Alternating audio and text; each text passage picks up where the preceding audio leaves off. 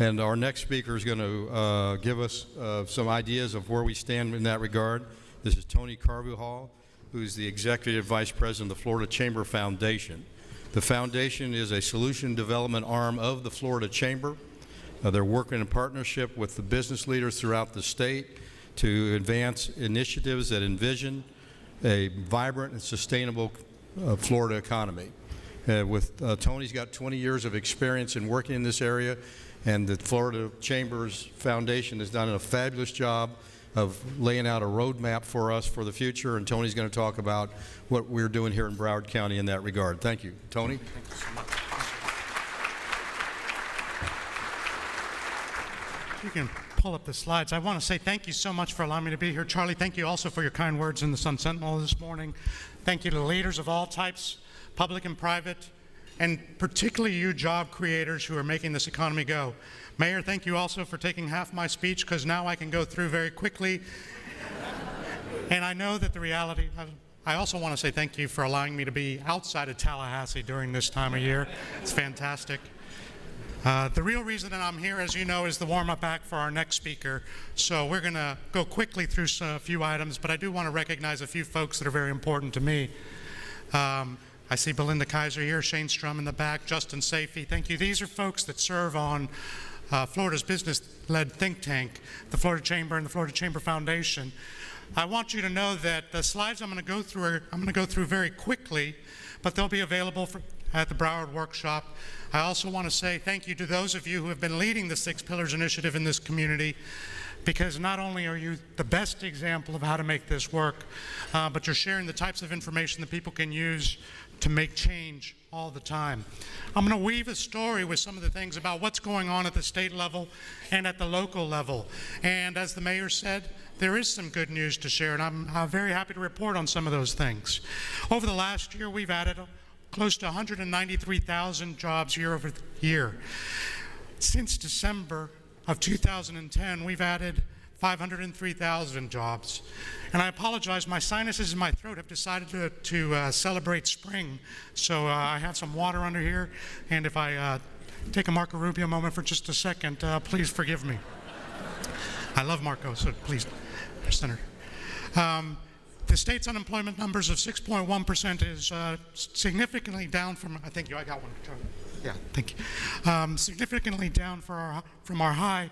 I do want to point out that while I don't have the latest numbers, which will be coming out on Friday, for the underemployment in the state, it does approximate about 14 to 15%. This means that there are people who are currently working that could be working at full-time jobs or different jobs than they're trained for. The good news is that Florida is ahead of the country, which is at 6.6%. But there is a punchline to all this. There are still more than 581,000 Floridians that do not have jobs or are looking for jobs.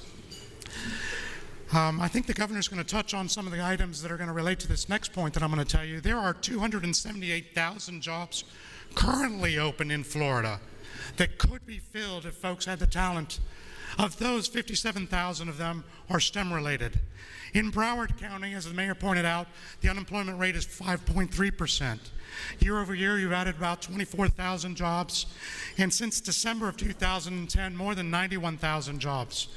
That's 1 in 6 of every job created since December of 2010. There are still, though, 496,000 folks in this community, in this county, that are looking for work. With 18,500 some jobs currently open, 4,800 of them in the STEM-related fields. When we're talking about the future of Florida, we're going to have to address the talent base and that mismatch to some degree, and I'll let the next speaker address a few of those key points. We've made progress in all of the major industry sectors. There's been growth year over year and over time. The average wage for the professions in this community is ahead of Florida's. Broward County's average wage is about $45,000, and Florida's average wage is about $43,000.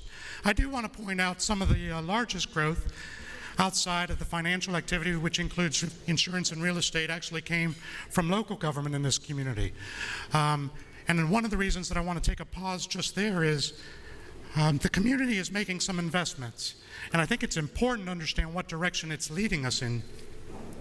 Do want to highlight, though, all of that is local government growth. So we've got to stay focused on that. State and federal growth, government employee growth in this region has been dropping.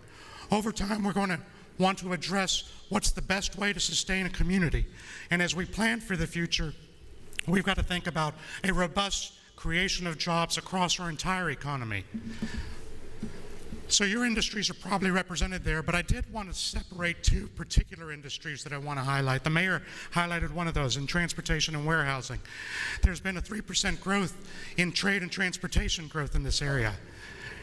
One of the reasons that I want to highlight it is this is one of the fastest growing opportunities of the future of Florida. In our recent report, the Trade and Logistics 2.0 report that just came out, we highlight that over the next 5 years, we expect about 150,000 new jobs in Florida related to trade and transportation. If you'd like a copy of that report, it's listed on there. You could ask the mayor, you could ask FDOT District Secretary Wolf about all the changes that are going on, or you can just walk outside and see all the progress that we have on the roads, on the airways, on the seaports, on the rail, on the community level that are making changes. And I think that you'll see that we're pointed in the right direction. But I do want to point out that while trade and transportation is moving in the right direction, one thing that this community might want to focus on to capture even more is the manufacturing community. There has been no growth year over year in manufacturing. Now, why do I take a moment to highlight that? If we're going to make changes in Florida's transportation and trade, we're going to have to do one key thing. It's great that containers can come into the ports through the southeast region, but if they come in full and leave half empty or worse, if they come on rail lines and leave half empty, we will never be able to capture the once-in-a-generation opportunity that's coming with the expansion of Panama Canal. From this region, we can reach within 48 hours 60% of the consumers in the U.S. market. From the ports that we have down here in South Florida, we can reach some of the fastest growing areas in the world, not just in Latin America, but one of the shortest trade routes to Africa. There's a lot of opportunity here, but we've got to focus on the challenges, and one of those challenges is the ability to make more here in Florida. This community has the opportunity to capture on that. I'll take just a moment to tease some of my friends in the ports that are trying to capture some of this business and could potentially do well. Savannah, Charlotte, and Houston. And they talk about the concentric circles that you can build around their transportation corridors and how quickly you can reach people within 48 hours. Heck, in 48 minutes, you can reach 6 million residents in this place, plus almost 100 million visitors that come into this state each year. Florida is a marketplace that can be reckoned with, and we have got to capture the opportunities that are coming with the Panama Canal expansion. At the state level, I want to highlight some of the changes in projections in job growth through 2021. These are from the Department of Economic Opportunity. And you'll see that some of the strongest growth is in construction with 29% growth, education and health with 21%, and professional and business services with 17%. Information and mining is dropping, but I want to take a moment and put it in a slightly different context. What you'll see here, if I'm not mistaken about the colors, is blue lines and green lines. For those areas with green lines, we are actually adding jobs over those jobs that we lost during the recent recession. For those areas with blue lines, those are jobs that we're adding back. But where the blue lines exist, we have not reached our pre-recession levels. And that includes, for example, in professional and business services, and construction. Still need several 100,000 more jobs in these areas. But there is growth. And I want to highlight some of the positive areas, like in education and healthcare, in trade and transportation, and in hospitality, which are going to reach levels higher than they were prior to the recession. I want to change for a moment and talk about a different type of growth. And this growth is actually population change. This chart talks about the patterns in the annual changes in populations that we've had going back to the 1950s. You'll see that very wavy line that has very high peaks and some low peaks. And this talks about how many average residents come in a day. For example, in the early days, in the 50s and 60s, post-World War II, we had approximately 400 and some residents moving in every single day. During the time when Governor Bush was in office, that was about 1,000 new residents every single day. Imagine the challenges that somebody has to deal with when every single day you're adding the equivalent of a South Florida high school, when you're adding the equivalent of many communities around the country. The projections going into 2030 are that we will continue to add new residents, and the current pace, according to the February estimating conferences, is about 643 new residents every single day into Florida. It's an amazing pace. Broward County is still adding a number of residents. While the number may seem small, we're still adding 30 new residents every single day. But I want to put this number in some perspective. Between here and 2030, we're expected to add between somewhere about 160 to 190,000 residents. Those are the estimates from the estimating conference, which in my opinion are a little conservative, because during the 70s, we added 399,000 residents, or about 109 people a day. During the 80s, we added 214,000 residents, about 58 new folks a day in this. During the 90s, 391 new folks in Broward County. 106 in Broward County. So the question I have for you is this 30 number real? Because the population estimates are going to impact a number of the planning challenges that you're going to deal with. And the question is now, is Broward County better today than it was in the 70s and the 80s and the 90s? If it is, then I just don't believe these numbers. I personally think that the growth is going to be at a much higher level, and that's going to impact a number of different things. I'll touch on that in just a minute, but I do want to hit on one of the obvious items that always comes with the population. The growth that happens in this state doesn't happen because we repopulate.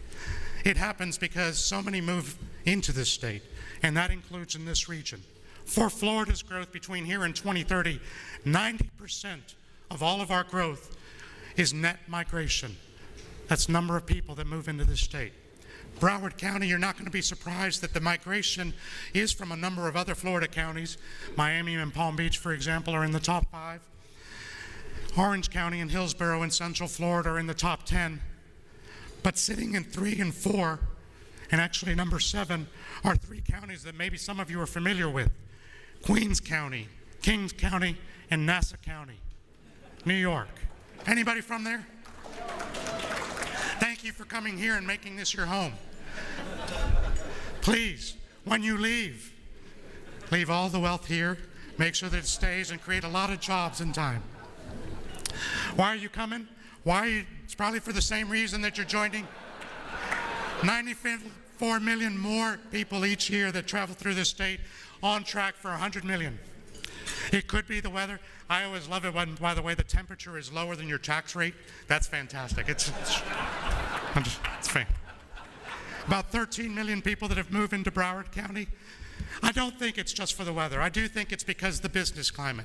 I do think it's because of the personal income. I do think it's because of the accountability that this state has had in reducing its debt. I think we are pointed in the right direction. We are moving in the direction of growth. But I also think it's because whether the storyline is properly stated, it is because of the talent and the workforce that we have here. I'm sure that the governor is going to highlight some of these key points, but let me just set a few records straight at the moment. We are tops, and when I say tops, #1 in the country for teacher quality and advanced placements and 4th grade reading scores and closing achievement gaps and Hispanic graduations. So there are a lot of people who will walk in and say, the place I'm from, the education system rocks. Well, you can immediately turn around and say, that is absolutely true, but we rock more. And we have to be focused on those things. There are challenges constantly facing us, and I want to talk quickly about an initiative. Actually, let me just tell you that the Florida Chamber and many other partners, including the Foundation for Florida's Future, is focused on making sure that we have champions for college and career readiness, people who are well trained to compete in the next global economy. We're no longer worried about just competing county to county, state to state. This is an international race. This community is poised for that international race, and we must stay focused on that. There is, as I pointed out with manufacturing, some opportunity for growth here. In particular, educational attainment.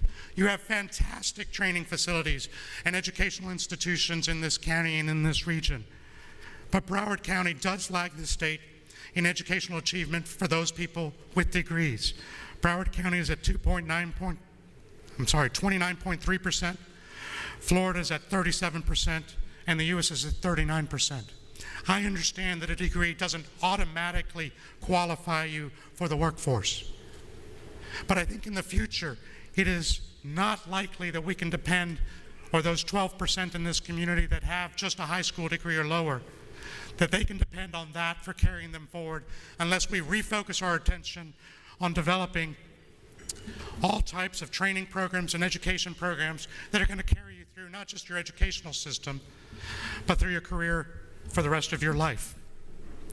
I'm going to turn back to the population changes, and this gives me an opportunity to talk about what some of the impacts and the realities are of those numbers. So if you believe that we're going to grow by something approximately of 160,000 between here and 2030, and you try to maintain the same employment participation rates and the same relative unemployment rate of about 5% in this region, what we're going to need to create is 90,000 net new jobs, not replacement jobs, not for those of you who are retiring or opportunities that are coming forward. This is 90,000 additional jobs over the next 20 years, basically, if we're going to maintain just a 5% unemployment rate, given those estimates.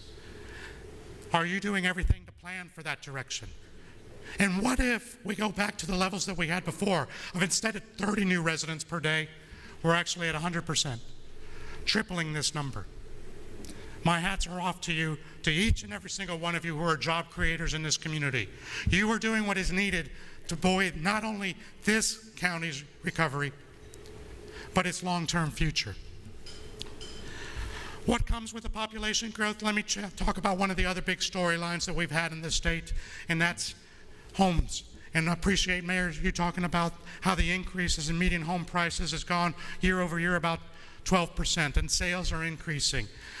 While the median price is lower than it is in some other South Florida communities, $169,000 versus the national average of $172,000. I actually don't think that's bad. Florida right now is very affordable. As a matter of fact, let me just put it this way.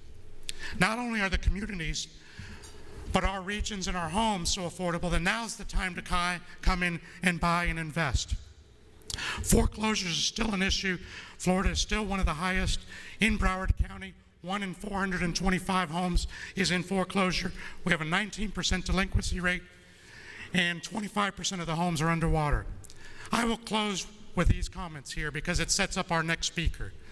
One of the great things that has happened over the last few years is that we have started to recover many of the jobs that have been lost. As a matter of fact, in January, we finally reached our pre-recession employment levels. Hats off to this state.